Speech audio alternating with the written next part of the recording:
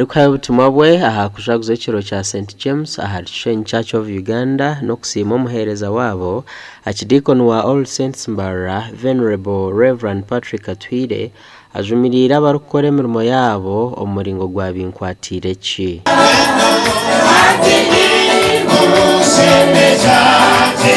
orashitamire okatekateka ngo kutwamara kushabira abana umuhereza wawe wayina abana bana bamwe baryo mu university abandi baryo mu secondary abandi baryo mu primary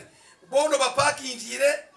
ebyo shoppingire bono shashwire fees arona bine capacity bahumuruka tamu yo kubanza nashashuro mwaka gona umuhereza ashabira abana bawe no bumwayizo wawe asimba amashu ashabira abana bawe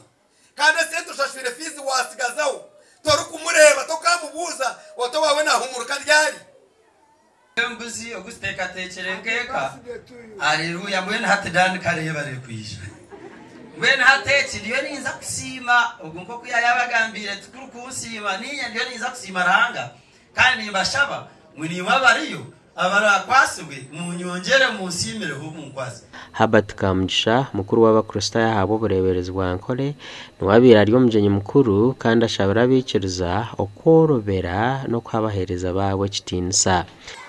umuntu orwenda kurwana so muhereza nyona ndiyo muhereza ubwo nisikani abakristo mwarwana abahereze cyakitekura kandi tekuteka step ariho ubwo rukuferwa n'umunyabuzare ningo munyabuzare atiro bucenyi oremwa kuzayo abwo muri mugo buhereza ariho umucikace twereze kuferwa mu muntu memba weitu omunyobati ndajire yo mukazi wanje niyo yajire abo kwangandi yo mubuhereza